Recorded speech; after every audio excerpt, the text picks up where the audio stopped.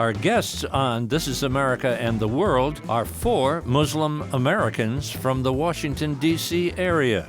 On the next 2 programs, they'll share their experiences of being a Muslim, their reaction to the term Islamic terrorism, and the values that Islam brings to America.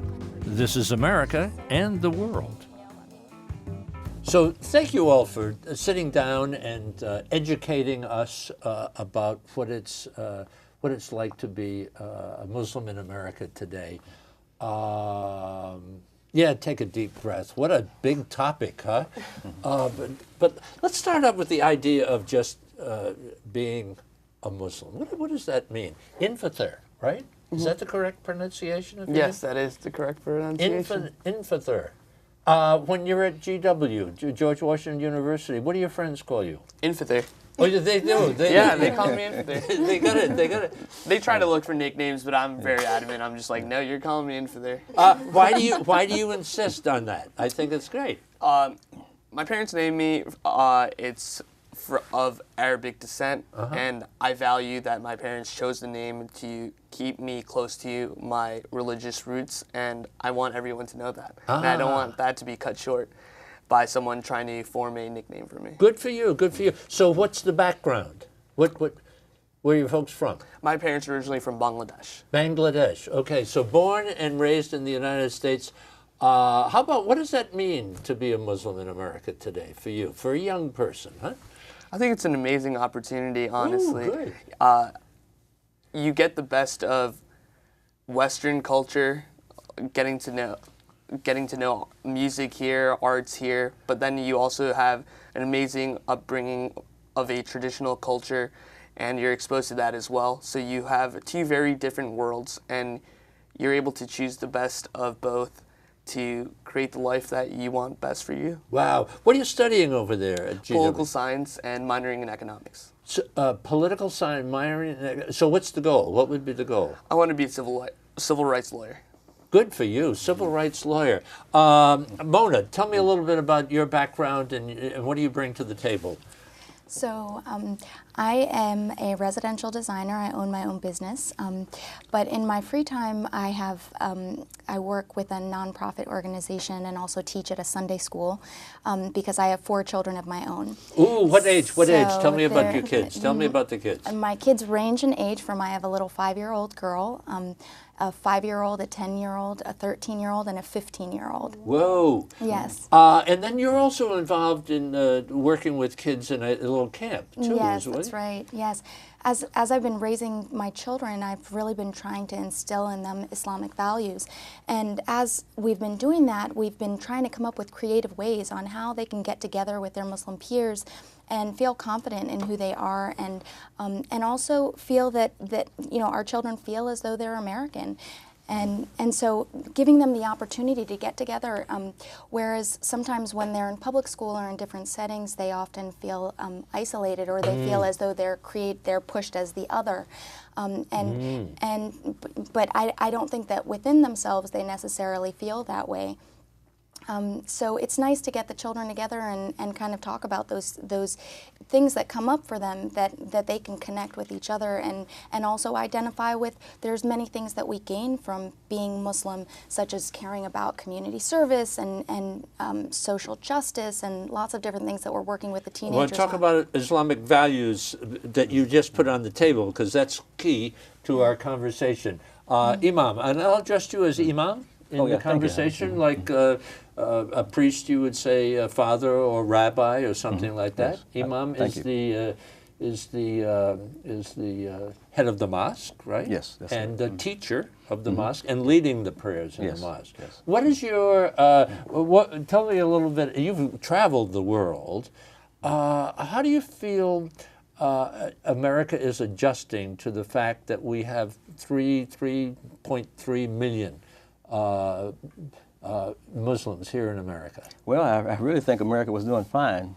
Was doing fine. Yes, well, again, you can consider me a convert for like maybe 40 plus years. Tell me. And Tell so me about the I conversion. converted in the 70s. Uh-huh. And, From what to what? Prior to from Methodist. Uh-huh. The family's background was Methodist Christians. Mm-hmm.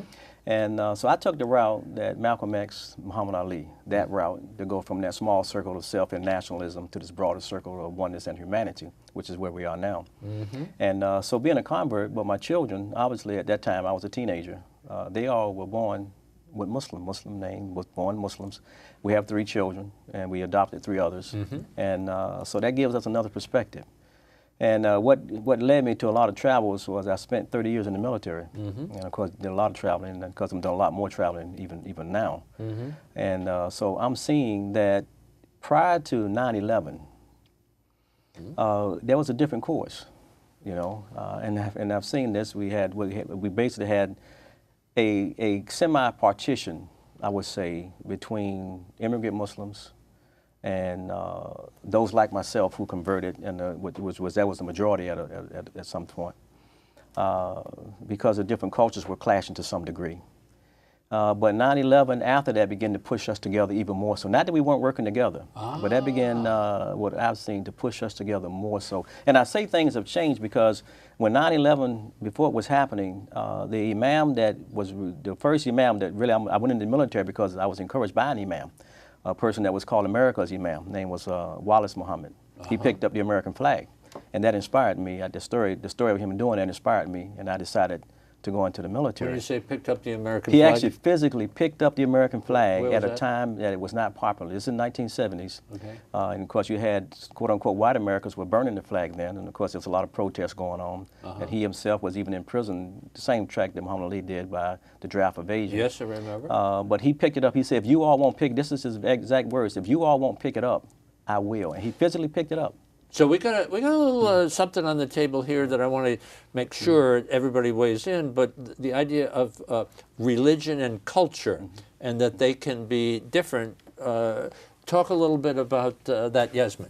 Yasmin, and a little bit about your background. You're with the Arab American Institute. I am. Huh? I'm with the Arab American Institute. I'm originally from South Florida and live in the DMV now. And my family's DMV meaning District, Virginia, and Maryland, for those folks who are around. Yeah. Yes. And my family ethnically is Egyptian. I was born there, but moved to the U.S. when I was 1. And yeah, that's a lot of moving around at 1 year old that I can get here. I guess that's when they start to realize they want a better life for their kids. How do you? How does it feel to be Muslim in America?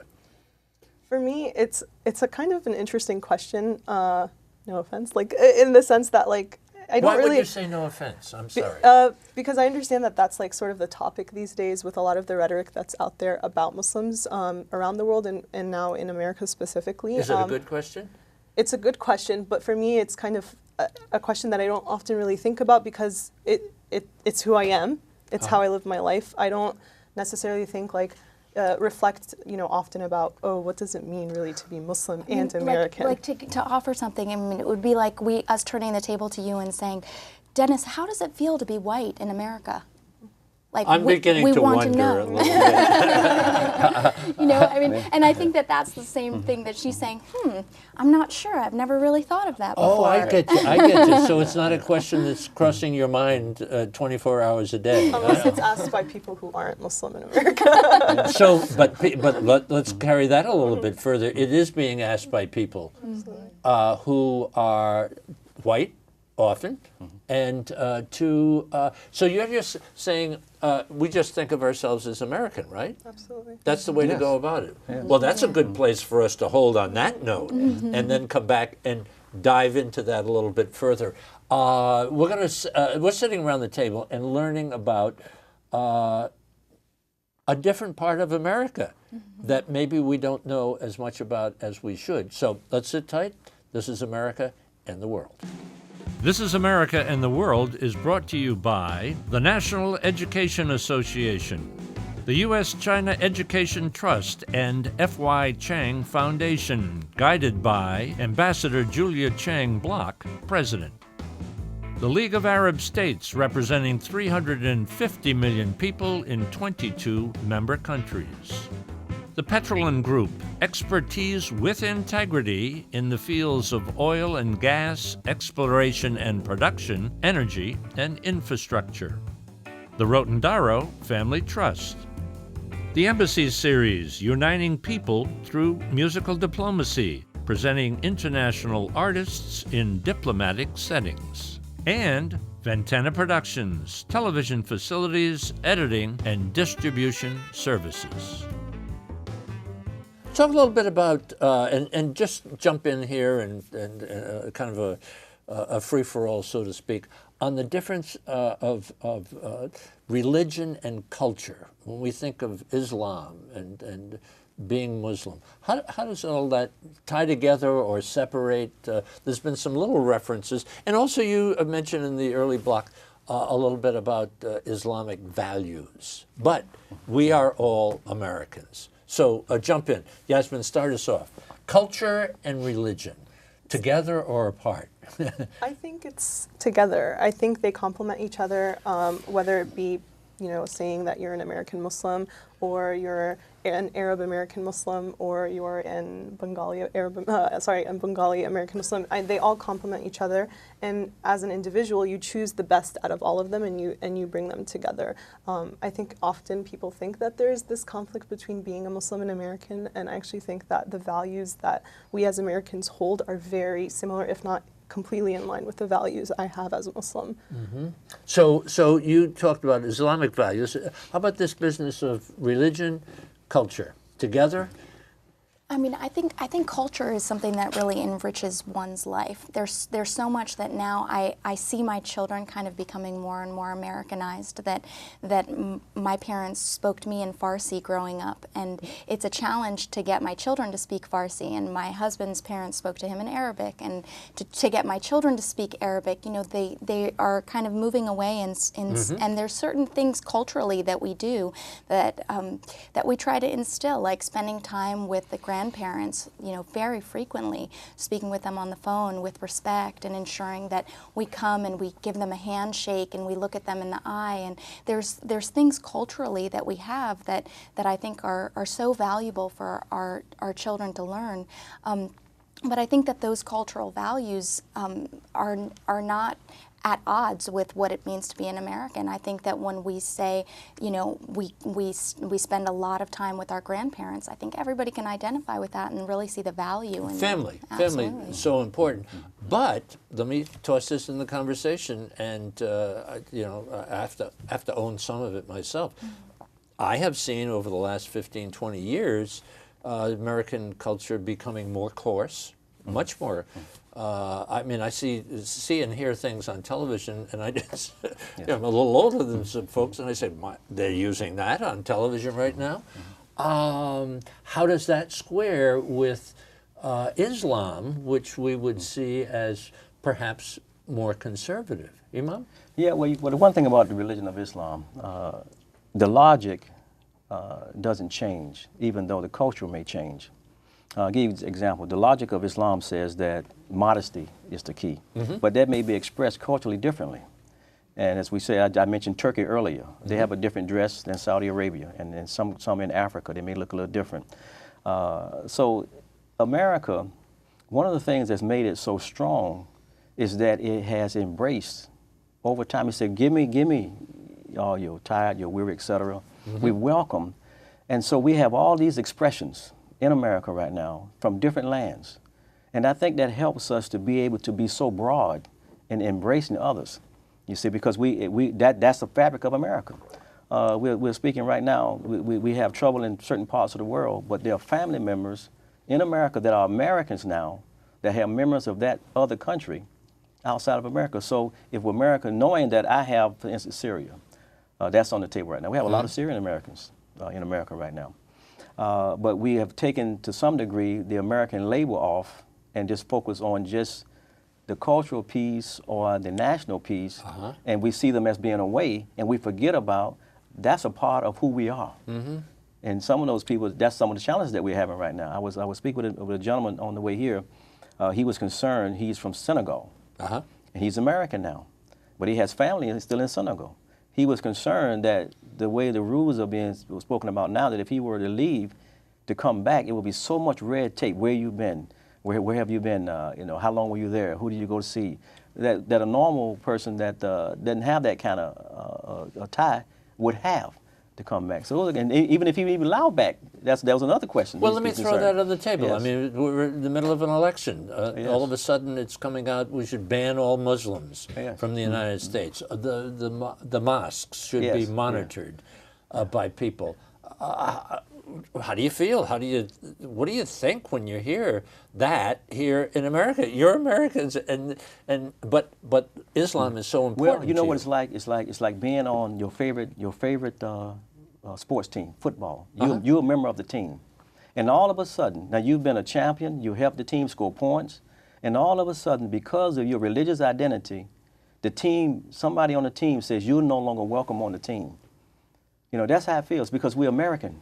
We're American first, you know, and we've been very resourceful. As I mentioned, I've served for 30 years in the military, Yes. my life on the line for this country. I wouldn't have it any other way. We have other members who have been here. They're a part of this. They've been born here. They're healthy citizens, and we're citizens. So you're just like a team member. You're a member of the team. We're citizens. To hear a population of our citizens saying that you're no longer welcome after all we've done and all we're doing, and we're a healthy member of the society and this community. And all of a sudden, because of my religious identity, so something's wrong with that picture.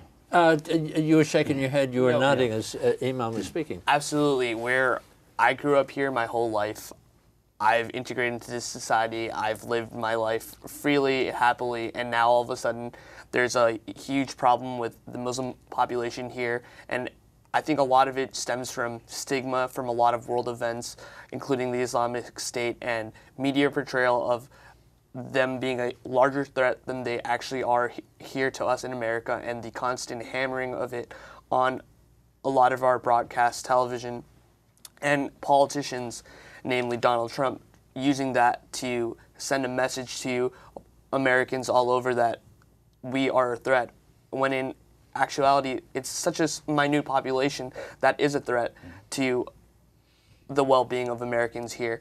You can say the same thing about the KKK. It's such a small fraction of the actual Christian population, yet they are to represent, they do not represent what Christians are as a whole. And I think it's unfair that in our current state that we are prescribing that to Muslim Americans because of the actions of a few. When you hear or read or see term radical Islam or Islamic terrorists, Mona, what goes through your heart?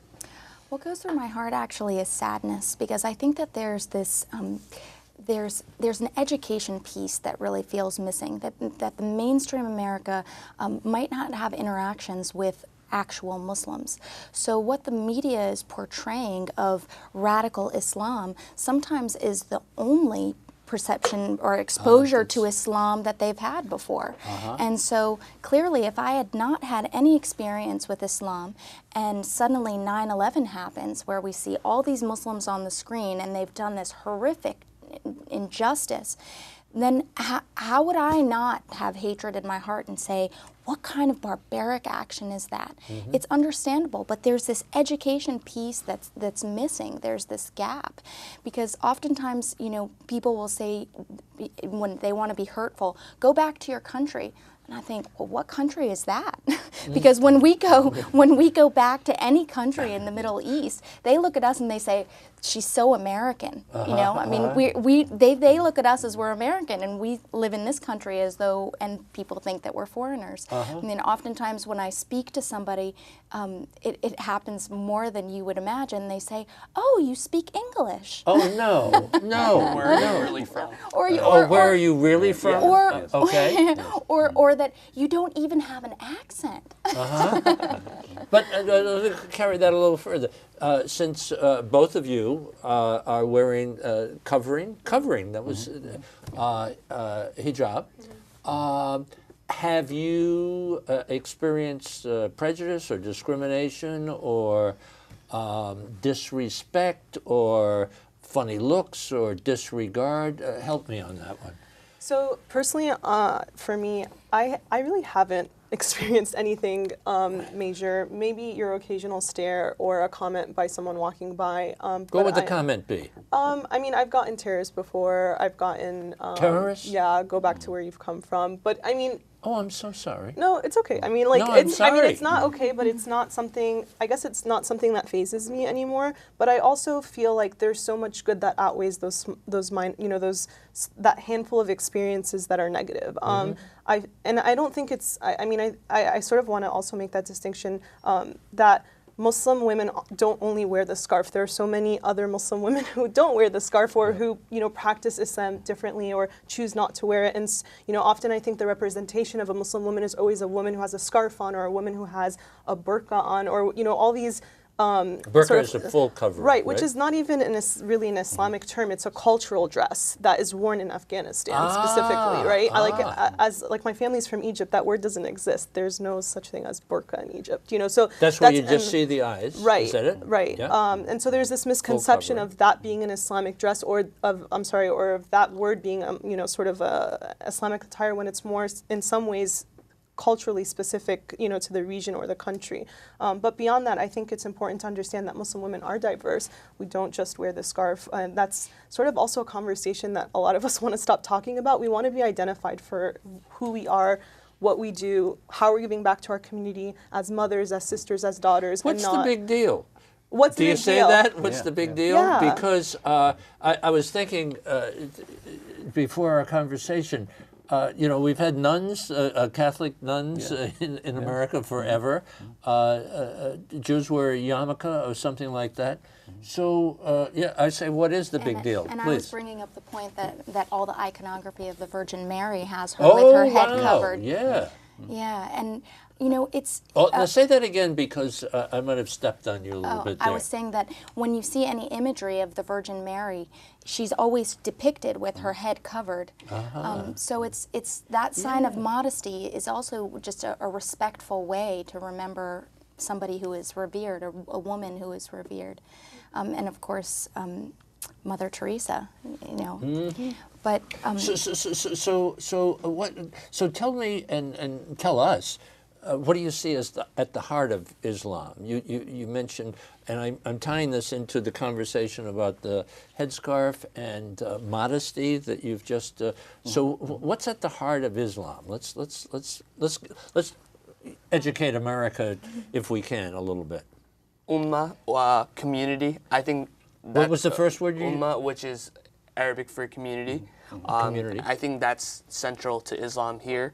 From my experience being in America and going back visiting where my parents are from in Bangladesh, we're very helpful to our community members. We are constantly trying to help others who might be not financially stable or someone's going through a difficult time with their health. Our community always comes together to try to help everyone else, and that doesn't just necessarily mean a Muslim community member, but it can branch out to anyone else in our community within the region that we live in. Right. Just like social justice is another thing that's really important in Islam. And so when you see other minority or any community struggling, like for instance the African American community and sort of the riots or the protests that happen after the shootings that have happened around the country against young and older African American men, that's an injustice, and the Muslim American community came out and spoke out against that and stood with that with other communities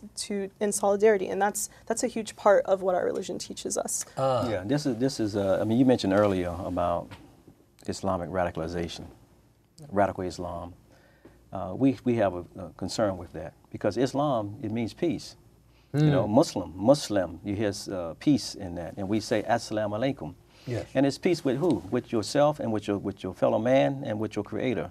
We find the picture of Islam in harmony, really, with all human beings. With Malcolm X, he went on this pilgrimage. We just finished the pilgrimage, the Hajj season, where you see all of mankind represented. And this is really the picture of what Islam wants. So it's difficult for us as American Muslims and Muslims of different ethnicities coming here to America. Muslims are the most diverse population, religious group in America. How do you mean that? In my mosque right now, the mosque, we have maybe 40%. They're from all around the world. And it's not like what you may say. They said. It's a famous mosque. Tell us the title. Yeah, it's the nation's mosque. It's the 80-year community. It's probably the oldest one built by American citizens in America, right here in D.C. That's why it's called the nation's mosque, the first in our nation's capital. And but that's the picture, and so that's why it disappoints us when we see that, because humanity is at the core of Islam, respecting humanity and human first. The labels come second. The labels will never be strong enough to support the human life if we focus on labels. For instance, we just focus on, go back to Syria. If we're American and we just focus on the label of Syria and we don't see the human picture, that's why we try to get them to see these are children, these are women, these are children, these are people just like you trying to make a living. They're running from ISIS. You know, they need help. For information about This Is America and the World, and to watch all of our programs, visit our website, thisisamerica.net, and look for us on Facebook and Twitter. This Is America and the World is brought to you by the National Education Association, the U.S.-China Education Trust, and F.Y. Chang Foundation, guided by Ambassador Julia Chang Block, President. The League of Arab States, representing 350 million people in 22 member countries. The Petrolin Group, expertise with integrity in the fields of oil and gas, exploration and production, energy, and infrastructure. The Rotondaro Family Trust. The Embassy Series, uniting people through musical diplomacy, presenting international artists in diplomatic settings. And Ventana Productions, television facilities, editing, and distribution services.